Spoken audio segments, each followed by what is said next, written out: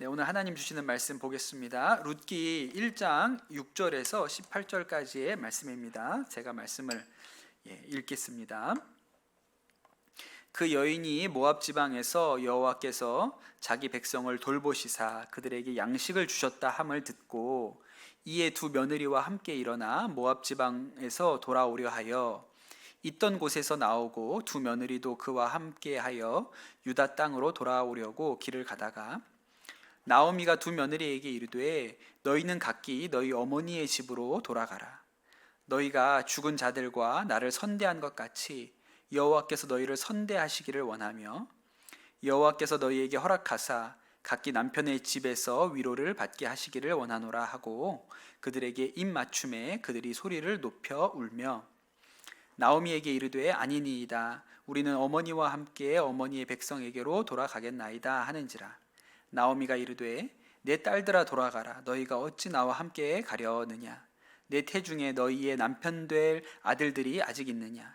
내 딸들아 되돌아가라. 나는 늙었으니 남편을 두지 못할지라. 가령 내가 소망이 있다고 말한다든지 오늘 밤에 남편을 두어 아들을 낳는다 하더라도 너희가 어찌 그들이 자라기를 기다리겠으며 어찌 남편 없이 지내겠다고 결심하겠느냐. 내 딸들아 그렇지 아니하니라. 여호와의 손이 나를 치셨으므로 나는 너희로 말미암아 더욱 마음이 아프도다 하매 그들이 소리 높여 다시 울더니 오르바는 그의 시어머니에게 입 맞추되 룻은 그를 붙쫓았더라. 나오미가 또 이르되 보라 내 동서는 그의 백성과 그의 신들에게로 돌아가니 너도 너의 동서를 따라 돌아가라 하니 룻이 이르되 내게 어머니를 떠나며 어머니를 따르지 말고 돌아가라 강권하지 마옵소서. 어머니께서 가시는 곳에 나도 가고 어머니께서 머무시는 곳에 나도 머물겠나이다. 어머니의 백성이 나의 백성이 되고 어머니의 하나님이 나의 하나님이 되시리니 어머니께서 죽으시는 곳에서 나도 죽어 거기에 묻힐 것이라. 만일 내가 죽는 일 외에 어머니를 떠나면 여호와께서 내게 벌을 내리시고 더 내리시기를 원하나이다 하는지라. 나오미가 룻이 자기와 함께 가기로 굳게 결심함을 보고 그에게 말하기를 그치니라. 아멘. 하나님의 말씀입니다.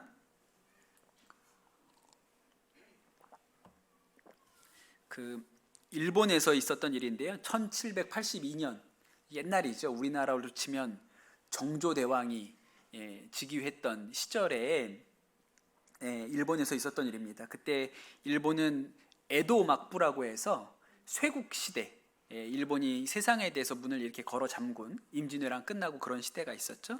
그런 시대였다고 해요. 그때 이 에도가 이제 도쿄죠. 도쿄를 에도라고 불렀으니까 그 당시에는. 그런데 이 에도로 도쿄로 쌀을 싣고 가는 화물선, 그냥 뭐 나무배죠. 나무배가 한 척이 있었습니다. 먼 곳도 아니에요. 멀리 가는 것도 아니고 이제 도쿄로 에도로 이 쌀을 실어 나르려고 인근에서 떠나서 가던 이 배가 폭풍우를 만납니다. 그래가지고 이 배가 바람에 막 쓸려서 떠내려 가는데 도대체 어디로 떠내려 가는지도 모르게끔 그렇게 풍랑에 쓸려서 가게 된 거예요. 그 배에 17명의 선원이 타고 있었고 선장은 코다유라는 사람이었습니다. 그런데 뭐 그렇게 떠내려 가다가 뭐 하루 이틀 사흘 나흘 떠내려 가다가 어디 뭐 육지에 도착을 하겠지 이랬는데 아무리 시간이 지나고 배는 떠내려 가는데 육지가 나오지 않는 거예요. 자그마치 얼마나 바다에 떠 있었을까요? 깜짝 놀라실 거예요. 8개월을 떠 있었습니다. 8개월 동안 육지를 만나지 못한 거예요. 근데 어떻게 살았냐고요? 쌀을 나르고 있었거든요. 그러니까 쌀이 잔뜩 실려 있어서 8개월을 바다에 떠 있었는데 먹을 게 있었던 거예요. 그래서 물론 그 배 안에서 죽은 사람도 있습니다. 그 17명 중에는 배 안에서 죽은 사람도 있기는 하지만 8개월 만에 어떤 섬에 이 배가 다다르게 돼요. 근데 어딘지 아무도 모르죠. 어디에 도착했는지를 모르는 거예요. 그 섬이 이제 나중에 보니까 알류산 열도라는 데 도착을 했거든요. 잘 모르시죠? 저는 여러분 모두의 머릿속에 성경과 지도가 있으면 좋겠다고 생각하는 사람인데 이 지도가 있어야 이게 설명이 좀 되는데 알류산 열도가 어디냐면 알래스카 있잖아요. 알래스카의 요 끝자락에 섬들이 쫄쫄쫄쫄 이렇게 있는 부분이 있어요. 거기가 알류산 열도거든요. 그러니까 거의 알래스카까지 이 배가 떠밀려 간 거예요, 일본에서. 그러니까 8개월 동안 간 거죠. 그렇게 거기를 가 있었거든요. 근데 그 섬에는 아주 뭐 원시 부족, 그 뭐 에스키모라고 할까요? 이누이토라고 할까요? 그런 원시 부족이 살고 있었고, 또 한 부류의 사람들이 그때까지 이 알래스카가 그 러시아 영토였기 때문에 러시아 상인들이 그 섬에 있었다는 거예요. 거기에서 모피를 얻어가지고 이제 러시아에다가 갖다 팔려는 러시아 상인들이 있었어요.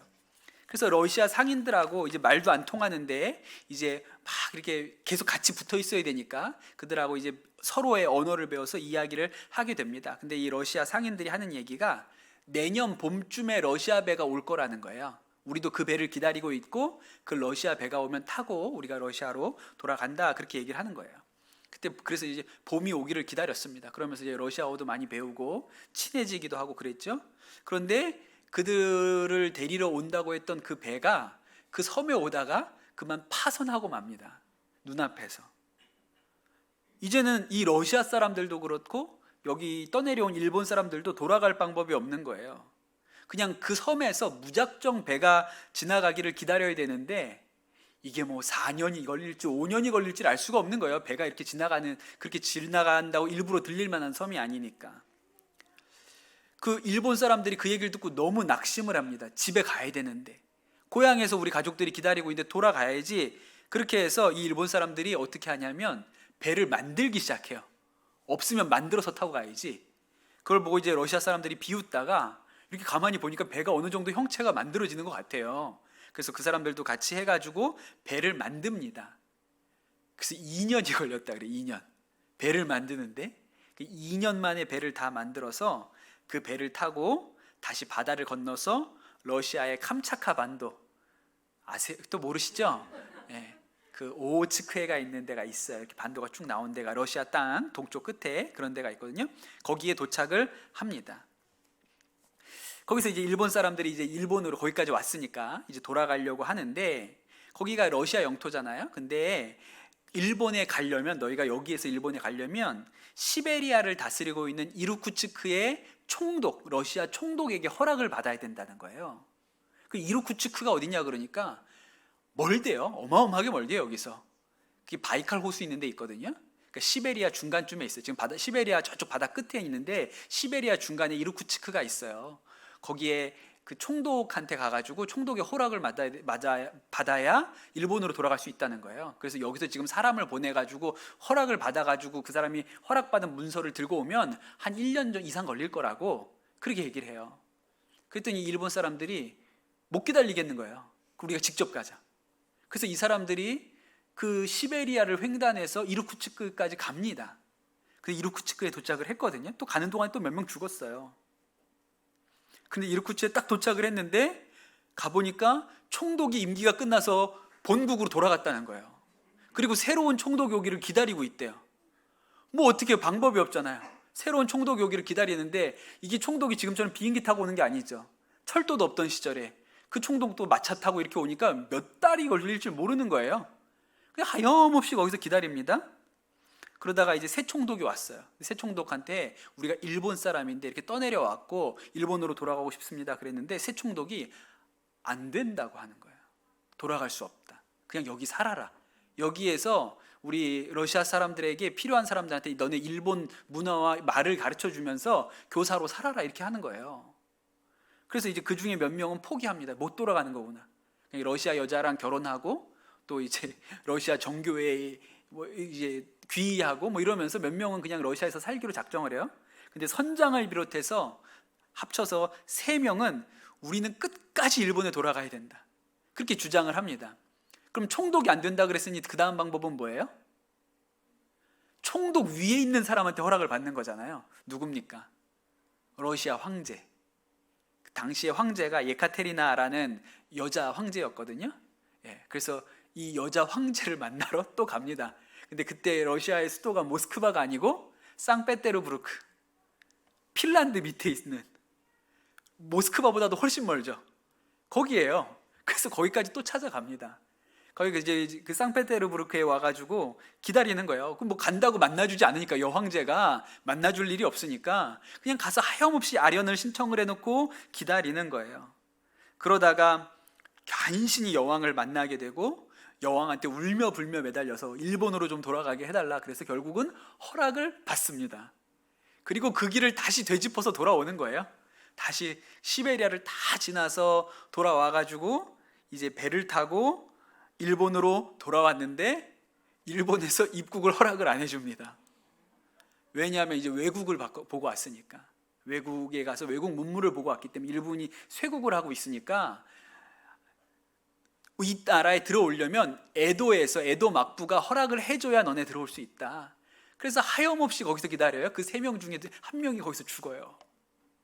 일본 땅에 왔는데 고향에 못 가고 일본 땅 밟고 거기서 죽습니다. 결국 남은 2명이 에도 막부의 허락을 받고 이제 에도까지 거의 압송되다시피 들어와요. 그렇게 걸린 시간이 10년이래요. 10년. 그 떠내려가서 돌아오기까지 10년. 그러니까 정말 고향으로 들어오려고 정말 고생 세상에 없는 고생을 하고 돌아온 거죠. 여러분, 집으로 돌아가는 길이 쉬운 게 아니에요. 고생길이죠. 그래도 집으로 돌아왔어요. 우리가 지난번 룻기 이제 말씀을 시작을 했는데 베들레헴에 살고 있었죠. 엘리멜렉과 나오미라는 부부가 베들레헴 빵집에 살고 있었습니다. 근데 흉년이 왔어요. 그래서 이 부부가 아들들을 데리고, 말론과 기럐이라는 아들들을 데리고 이제 모압 땅으로 이주를 했습니다. 그리고 그 모압 땅에 와가지고 이 2 아들 말론과 기럐이 결혼을 했죠. 모압 여자애들에게 결혼 장가를 갔습니다. 그런데 그 땅에서, 그들이 흉년을 피해왔던 그 땅에서 먼저는 엘리멜렉이 죽고, 그 후에 이제 말론과 기럐 2 아들도 세상을 떠나게 돼요. 그리고 성경에 보면 나오미가 남았죠. 그래서 지난번에 말씀 전할 때 남았다, 이거 되게 중요하다. 뭐가 남았느냐, 우리 인생에 뭐가 남았는지가 너무 중요하다, 제가 그렇게 말씀을 드렸지 않습니까? 그런데 사실은 나오미만 남은 게 아니고 또 누가 남았어요?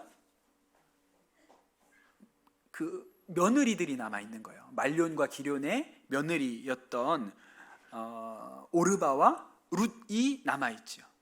여기서 성경 퀴즈를 하나 낼게요. 말론과 기럐이잖아요.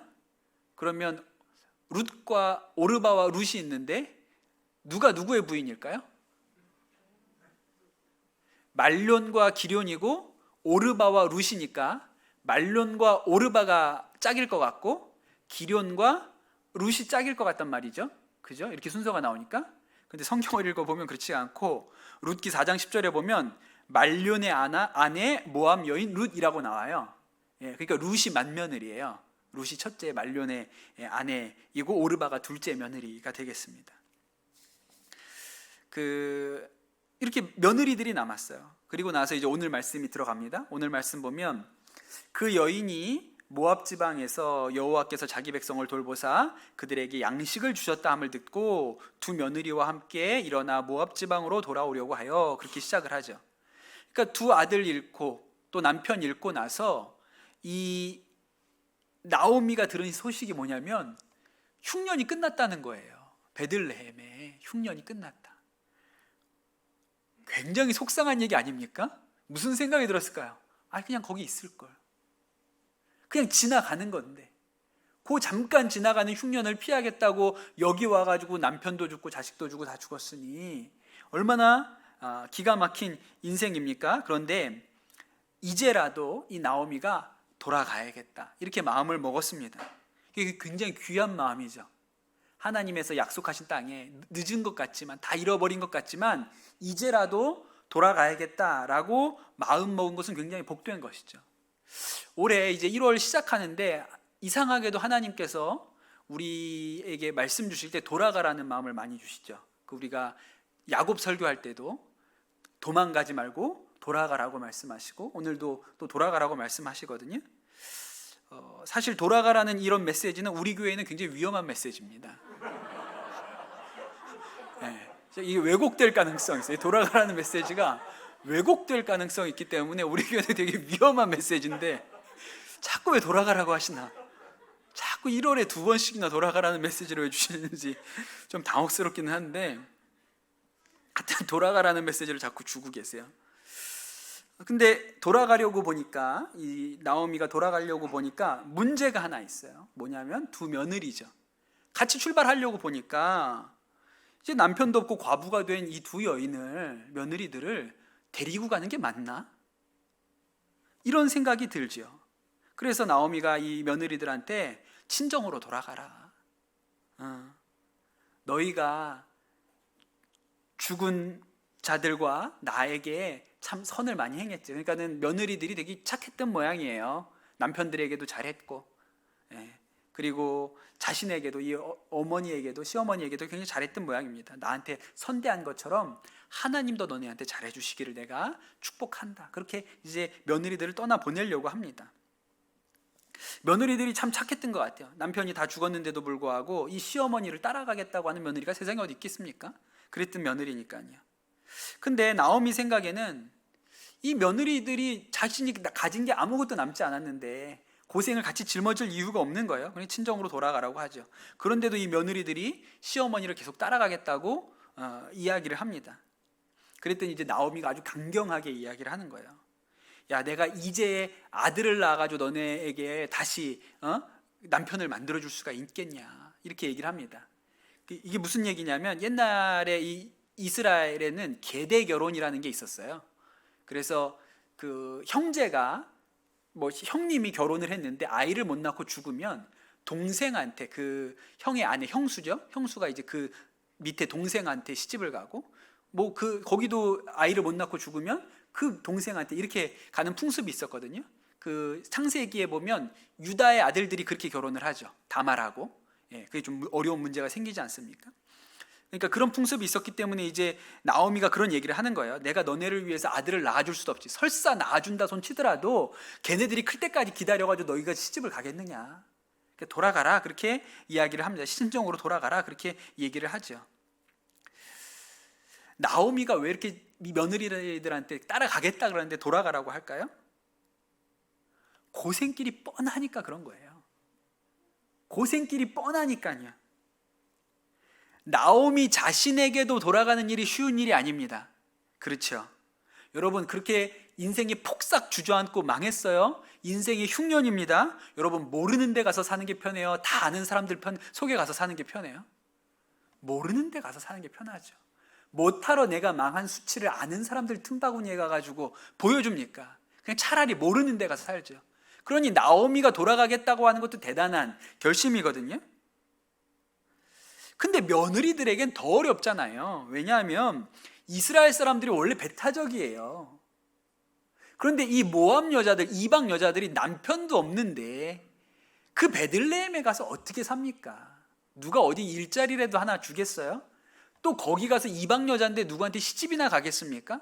그러니까 뭐 그렇다고 시어머니가 재산이 남아있는 것도 아니니까 가면 고생길이 뻔한 거예요. 그러니까 이 나오미가 여기 있으라. 가면 고생이다. 너네는 가면 지금보다 더 고생한다. 친정은 그래도 낫지. 그렇게 얘기를 하는 거죠. 여러분, 누군가에게 옳은 선택을 여러분 하도록 여러분 도와주려면 좋은 얘기 하지 말고 어려운 얘기를 해줘야 돼요. 그 예를 들어서 아들이 있는데 아들한테 어떤 아가씨가 시집을 오겠다고 좋아하는 거예요. 좋아서 내가 여기 시집 오겠다고 그러는 아가씨를 여러분 만나면 그 아가씨한테 우리 아들은 이것도 잘하고 이것도 잘하고 똑똑하고 또 뭐 근검절약하고 이런 얘기하는 부모는 바보예요. 그렇게 얘기하면 안 되고, 누가 우리 아들이 좋아가지고 그 아들이랑 살고 싶다, 시집 오고 싶다 이런 아가씨가 있으면, 야, 우리 아들은 이것도 문제고 저는 잘하는 것도 없고 잘 씻지도 않고 그런데도 괜찮겠니? 이렇게 얘기를 해줘야 되는 거죠. 왜냐하면 그렇게 듣고도 선택을 하면 후회가 없는 건데 좋을 줄로 알고 왔다가 실망하게 되니까. 예를 들어서 저희 아들이 나중에 목회를 하겠다 그러면 제가 목사가 되면 이런 게 좋고 저런 게 좋고 저런 게 좋고 아빠가 앞에 나와서 설교하니까 멋있어 보이지? 이렇게 하면 안 되고, 아들아, 목회는 이렇게 힘들고 저렇게도 힘들고 먹고 사는 것도 힘들고 참 너무 어려운 일인데 너 그래도 할래냐? 이렇게 얘기를 해야 얘가 바른 판단을 할 수 있는 거예요. 그래도 하겠다 그러면 그래 그럼 가보자.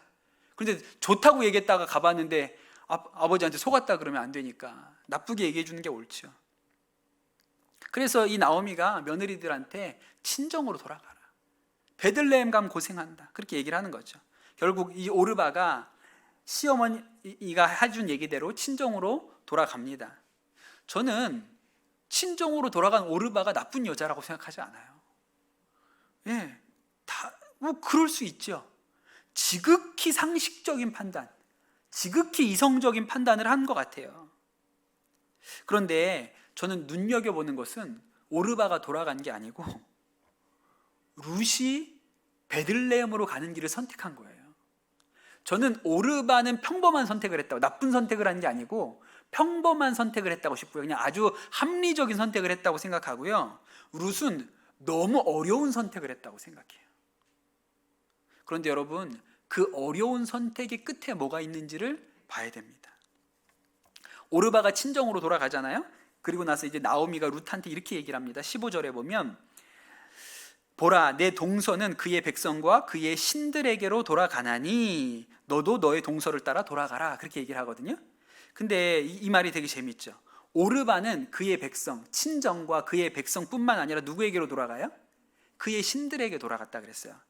엘리멜렉과 나오미가 모압으로 이사하는 게 왜 문제가 됩니까? 모압은 단순히 농사짓기 좋고 흉년을 피하기 좋은 땅이 아니고요. 그 땅은 그모스 신이 다스리는 땅이에요. 그러니까 그 땅에 가서 사는 게 죄가 되는 것이거든요. 그러니 오르바는 인간적으로는 아주 합리적인 선택을 했어요.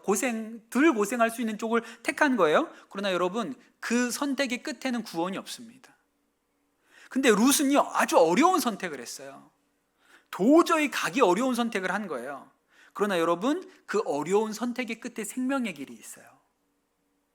룻이 이렇게 얘기하죠. 16절에 보면 룻이 이렇게 얘기합니다. 어머니의 백성이 나의 백성이 되고 어머니의 하나님이 나의 하나님이 되시리이다. 룻은 베들레헴에 가면 베들레헴의 하나님의 자손이 되는 거예요. 그러니 나는 이제는 그모스 신의 백성이 아니고 여호와 하나님의 백성, 어머니의 하나님 여호와 하나님의 백성이 되겠습니다. 그렇게 얘기를 하는 것이죠. 마치 이스라엘이 가나안 땅에 들어왔을 때 그 여리고성에서 기생 라합이 정탐꾼들을 숨겨주잖아요. 아주 어려운 선택이죠. 왜냐하면 배신자가 되는 거 아닙니까? 여리고성에서는 이 라합이요, 배신자예요. 그러니까 정말 어려운 선택을 한 것이죠. 그런데 여러분, 라합의 선택이 사는 길이었어요? 죽는 길이었어요? 그것이 사는 길이었죠. 마찬가지로 룻이 한 선택이 아주 어려운 선택인데 실제로는 사는 길을 선택한 거예요. 그러니 여러분, 단지 살던 곳으로 돌아가는 것이 돌아가는 게 아니고 하나님께로, 구원의 길로, 생명의 길로 가는 것을 돌아간다고 말해야 하는 것입니다. 그래서 돌아가는 길이 어려워도 가야 되는 거예요. 왜냐하면 그 돌아가는 길 끝에 생명이 있기 때문에 그렇습니다. 흔히 우리는 돌아간다고 하면 마치 명절에 고향 내려가는 것처럼 돌아가면 뭔가 풍성한 게 있을 거라고 그렇게 생각을 합니다. 돌아가면 좋을 거라고 생각해요. 제가 그 배낭여행을 많이 했는데 그렇게 막 장기로 뭐 2달 여행도 해보고 3달 여행도 해보고 그렇게 여행을 하잖아요. 그것도 이제 뭐 혼자서 그냥 진짜 배낭 메고 온갖 고생을 하면서 여행을 하면 내내 드는 생각은 이런 거예요. 저녁마다 혼자 이렇게 호텔 같은 데 누워 있으면 무슨 생각이 드냐면, 아, 집에 가고 싶다. 빨리 끝나고 집에 가고 싶다. 하늘에 비행기가 날아가는 것만 봐도 저거 타면 집에 갈 수 있나? 이런 생각하거든요. 예, 집에 가면 좋으니까, 편안하니까 우리가 돌아가면 좋다고 생각하죠. 성경에도 탕자가 돌아가니까 아버지의 은혜와 사랑을 받잖아요. 집 밖에 나와 있을 때는 개고생하다가 돌아가고 나니까 아버지가 잔치도 해주고 좋은 옷도 주고 금가락지도 껴주고 그렇게 하지 않습니까? 그런데 여러분, 우리가 기억해야 되는 것이 있는데 돌아가는 길은 대부분 어려운 길이에요. 돌아가는 길은 편안한 길이 아니고 대부분 어려운 길입니다. 탕자도 집에 가니까 좋았죠. 그건 결과예요. 그러나 집에 돌아가겠다고 결정하는 것은요, 좋기 때문에 가는 게 아니에요. 집에 뭐 하러 갔어요? 품꾼 되러, 종 되러 갔어요. 그것마저도 안 된다고 하시면 어쩌지, 이런 마음을 가지고 종으로 좀 받아달라고 해서 받아주면 너무 감사하고, 안 된다 그러면 아이고 내 인생 어쩌지, 이런 마음으로 간 거예요. 수치와 수모를 무릅쓰고라도 내가 이 집 아들은 못 되지만 종으로라도 좀 받아주세요 라고 그 말 하려고 갔던 거거든요. 우리가 이제 주일마다 야곱 이야기를 듣고 있는데, 여러분, 야곱이 돌아가는 길은 쉬운 길입니까? 아니에요. 야곱이 가는 길도 어려운 길이잖아요. 그냥 단순히 고향으로 돌아가는 게 문제가 아니라, 돌아가면 자신의 과오, 지난날에 잘못했던 것들을 직면해야 돼요. 형 에서와 마주쳐야 되는 거예요. 그냥 돌아가가지고 엄마 아빠 만나가지고 그냥 고생했구나, 우리 아들 이렇게 장성했구나, 부자 됐구나, 잘 됐다, 이런 게 아니고, 돌아가는 길 중간에는 반드시 에서를 만나야 되는 것이죠. 에서와 해결을 해야 되는 거예요. 그러니까 돌아가는 길이 쉬운 길이 아니죠. 돌아가는 길은 어려운 길이에요. 이스라엘이 430년 동안 이집트에서 종살이 하지 않습니까? 그리고 그들이 이제 하나님께서 약속해 주신 땅 가나안으로 돌아갑니다. 그것도 돌아가는 거잖아요. 약속해 주신 땅으로. 근데 여러분, 돌아가는 길이 쉬운 길이 아니죠. 출애굽 1세대는요, 돌아가는 거는 애굽으로 돌아가는 거예요. 왜요? 그게 편하고 좋으니까. 그러니까 이 1세대는 홍해를 건너서 나왔는데도 불구하고 조금만 어려운 일 있으면 애굽으로 돌아가자, 애굽으로 돌아가자. 그러니까 그들 마음에는 돌아갈 곳이 애굽이에요. 왜냐하면 거기가 편하니까. 근데 진짜 돌아가는 길은 가나안 땅이죠. 근데 그건 어려운 길인 거예요. 40년 광야길 가야 되니까 어려운 거예요. 그러나 여러분, 편한 애굽으로 돌아가는 길에는 생명이 없고, 가나안 땅 돌아가는 길에는 생명이 있잖아요. 그러니까 생명이 있는 길, 어렵고 힘들어도 돌아가는 가나안 땅 가는 길을 가야 하는 것이죠. 이스라엘이 또 돌아오는 경험을 언제 했냐면, 남유다가 바벨론에 멸망당하죠. 그리고 이 유다 사람들이 바벨론에 다 포로로 끌려갑니다. 예레미야가 뭐라고 예언했냐면 70년 후에 돌아올 거라 그랬어요. 그래서 예레미야가 뭐라고 이 백성들한테 얘기하니까, 70년 거기서 살아야 되니까 거기에서 빨리 나오겠다고 생각하지 말고 집 짓고 과수원 짓고 정착해서 살아라. 금방 못 돌아온다. 70년 살아야 되니까 괜히 텐트 치고 살지 말고, 돌아간다고 텐트 치지 말고 돌로 집 짓고 과수원 일구고 거기에다 농사 짓고 살아라. 그렇게 이야기를 합니다. 그리고 나서 실제로 70년이 지났어요. 여러분, 70년이면 떠나온 사람들은 거의 다 죽었습니다. 70년 지나고 돌아가도 된다고 이제 바벨론이 페르시아한테 멸망당해서 페르시아의 고레스 왕이 돌아가도 좋다 그렇게 명령을 내리죠. 유대인들은 고향으로 돌아가라 명령을 내리잖아요. 그 명령을 내렸을 때 이미 포로로 끌려와서 예루살렘을 봤던 대부분의 사람들은 죽었어요. 그러니 그 남아있었던 유대 사람들은요, 예루살렘을 본 적도 없는 사람들이에요. 바벨론에서 태어나서 바벨론에서 자랐다고요? 뭐하러 돌아가요? 거기에 자기네 직업도 있고 가족도 있고 집도 있고 과수원도 있어요. 못하러 돌아갑니까? 거기에 사는 게 좋죠. 성경을 읽어보면 그 바벨론에서도 성공한 사람들 있지 않습니까? 다니엘 같은 사람들, 또 느헤미야는 페르시아의 왕의 총애받는 신하였고, 또 에스더는 페르시아 황제 황후까지 됐잖아요. 근데 뭐하러 촌구석에 아무것도 없는 유대 땅에 뭐하러 돌아가겠어요? 그리고 여러분, 돌아가는 게 쉽지도 않아요. 지금처럼 무슨 이삿짐 센터에서 이사해 주는 것도 아니고 돈을 환전해서 송금할 수 있는 것도 아니잖아요. 그냥 다 내버려 두고 최소한의 짐만 지고 가는 거예요.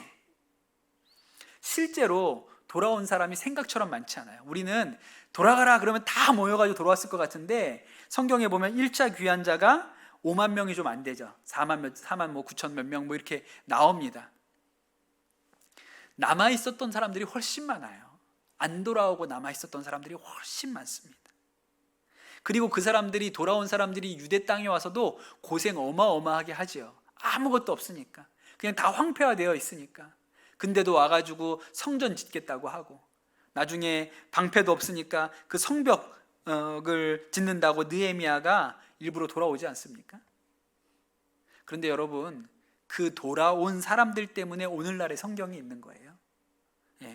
에스라, 느헤미야, 학개, 스가랴가 그들이 그렇게 돌아왔기 때문에 지금 우리가 성경으로 만날 수 있는 것이죠. 그러니 어렵지만 돌아온 사람들 때문에 길이 열린 것이죠. 아마 이게 유기성 목사님 그 할아버지 얘기일 거예요. 그 집안이 대대로 목사님 가정이잖아요. 그 유기성 목사님 아버님도 목회를 하셨고 그 할아버지도 목회를 하셨고, 근데 아마 그때가 일제시대였던 모양입니다. 할아버지인지 증조 할아버지인지 잘 모르겠어요. 근데 그 일제시대 때에 목회를 하셨다는 거예요. 근데 여러분, 지금도 힘든 목회가 일제시대 때는 얼마나 더 힘들었겠습니까? 그렇게 목사 안수를 받고 목회를 하는데 너무너무 뭐 교회도 어렵고 힘이 들고 뭐 자식들 먹이는 일 하나를 제대로 할 수가 없는 때였다 그래요. 그래서 목회도 어렵고 뭐 살기가 너무 힘드니까 그때 집에 있었던 쌀을 다 모아가지고, 뭐 이제 가진 돈이 없어서 그 쌀을 빻아가지고 떡을 만들어가지고 이제 목회는 그만두고 이 떡이라도 나가서 팔자, 이거라도 해야 우리가 먹고 살지. 그래가지고 이제 목회는 그만하겠다고 생각하고 집에 남은 쌀을 모아서 떡을 해가지고 시장에 나가셔서 이렇게 판을 벌려놓고 그냥 떡을 파셨다는 거예요. 그렇게 그냥 이제 목회는 그만하는 거고 떡이라도 잘 팔았으면 이렇게 생각을 하고 나갔는데 떡도 안 팔려요.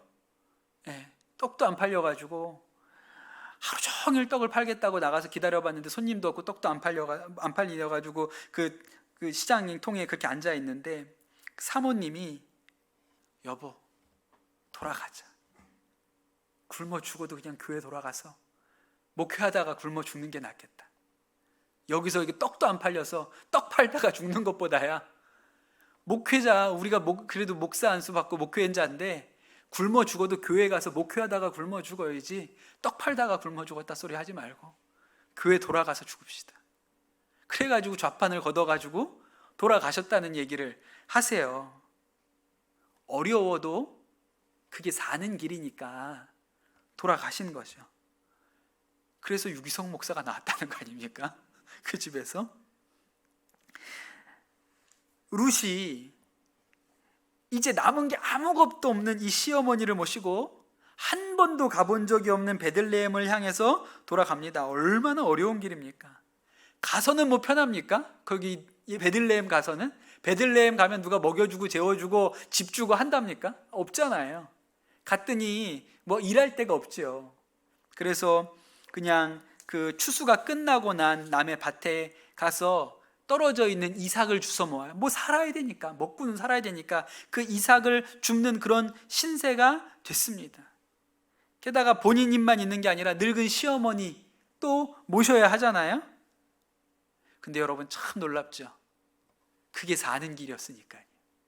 그게 사는 길이었잖아요. 그래서 그 집안에서 오벳이 나오고 이새가 나오고 이새의 아들 다윗이 나오죠. 그리고 다윗의 후손으로 예수님이 오시잖아요. 그래서 룻이 놀라운 사람이잖아요. 예수님 족보에 기록된 여인이 되었어요. 이방 여인인데도 불구하고. 여러분, 돌아가는 길은 힘듭니다. 돌아가는 길은 편한 게 아니에요. 돌아가는 길이 힘들어요. 그런데 여러분, 돌아가는 길이 사는 길이니까 돌아가는 거예요. 힘들어도 거기가 사는 길이면 힘든 길을 가야죠. 편한 길인데 끝에 가면 망하는 길이에요? 그럼 어떻게 그 길을 가라고 하겠어요? 돌아가는 길이 힘들어도 그 돌아가는 길이 사는 길이니까 돌아가야죠. 여러분, 돌아가는 길은 우리한테도 힘든 길입니다. 나오미를 보세요.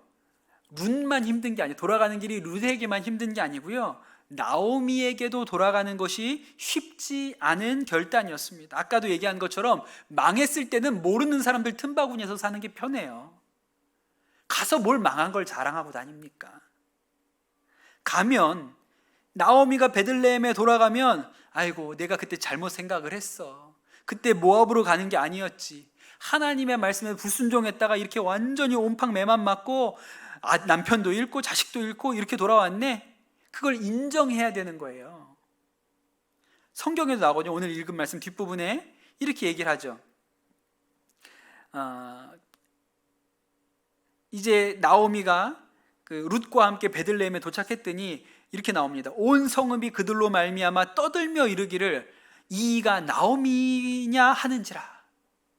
야, 이 나오미냐? 사람들이 나오미가 돌아오니까 얘 나오미야? 얘 그때 부자였잖아.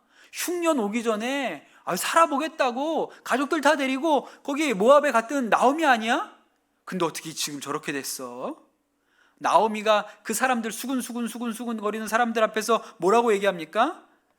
그들에게 이르되 나를 나오미라고 부르지 말고 나를 마라라 부르라. 이는 전능자가 나를 심히 괴롭게 하셨습니다. 나오미가 기쁨이라 그랬잖아요. 마라는 뭐예요? 쓰다, 고통이다 이거 아니에요. 마라의 쓴물.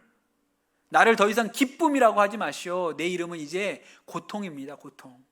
사람들한테 이렇게 얘기해야 되는 거예요. 내가 잘못해서 하나님한테 매맞고 쫄딱 망해가지고 돌아왔습니다. 그러니까 여러분 돌아가는 길은 나오미한테도 수치스러운 거예요. 근데 어렵죠. 나오미한테도. 차라리 모르는 곳에 와서 그냥 어차피 망한 거니까 모압 땅에서 그냥 웅크리고 사는 게 편한 거예요. 근데 길을 쓰고 나오미가 돌아갔습니다. 근데 여러분 그게 사는 길이에요. 돌아가는 게 사는 길이에요. 돌아가는 길이 쉽고 좋아서 돌아가는 게 아니에요. 가면 좋은 게 있어서 돌아가는 게 아니에요. 그게 사는 길이니까 돌아가는 것이죠. 어렵고 힘들어도 사는 길이니까 돌아가는 거예요. 여러분, 우리도 돌아가야 됩니다. 돌아가는 길이 어렵고 힘들어요. 쉬운 길 아닙니다. 그런데 여러분, 그 길이 사는 길이기 때문에 돌아가는 거죠. 제가 연평도에서 목회할 때 그 섬에 저랑 같이 계셨던 목사님 한 분이 계시거든요. 그 연평도에 교회가 두 개가 있습니다. 하나는 군인교회고요. 또 다른 교회 하나는 민간인 교회가 있어요. 제가 섬에 이렇게 들어갔더니 민간인 교회 목사님이 안 계셨어요. 공석이었거든요. 그 전에 목회하시던 목사님이 교회에 좀 문제가 있어서 사임을 하고 나가셨고 새로운 목사님이 안 들어오셨어요.